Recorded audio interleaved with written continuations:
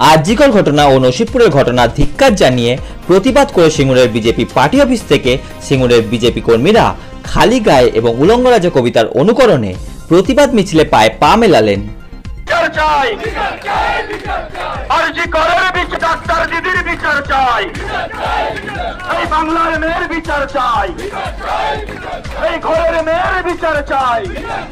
এই মিছিলের নেতৃত্ব দেন সুরেশ সাউ।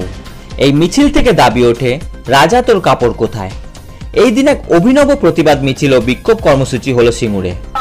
ভারতীয় জনতা পার্টির পক্ষ থেকে আমাদের বিভিন্ন নেতৃস্থানীয় মাননীয় জেলা সভাপতি সহ তারা নসিবপুরের বিচার চায়, নসিবপুরের বিচার চায়। এছাড়া এই দিন এই মিছিল থেকে সিঙ্গুরে নারীদের নিরাপত্তা কোথায় গেল, মন্ত্রী বেচারাম মান্না জবাব দাও, এই স্লোগানও ওঠে। আরে দিকে দিকে ধর্ষণ হচ্ছে কেন, মুখ্যমন্ত্রী জবাব দাও। দিকে দিকে নারী ধর্ষণ জবাব তোমায় দিতে হবে। এই ডাক্তার দিদির বিচার চাই, এই নসিবপুরের বিচার চাই, এই সিঙ্গুরের বিচার চাই। এই কবিতার পরিপ্রেক্ষিতে আমাদের আজকের অভিনব মিছিল, বিভিন্ন নেতৃত্বরা আজকে তাদের জামা কাপড় খুলে এই প্রতিবাদে সামিল হয়েছে।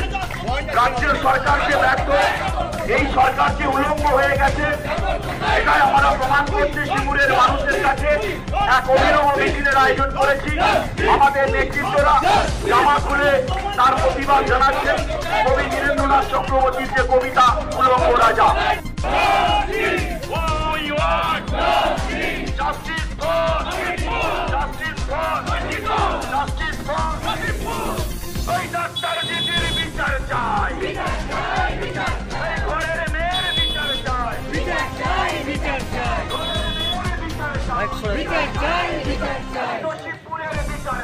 বিচার চাই, বিচার চাই।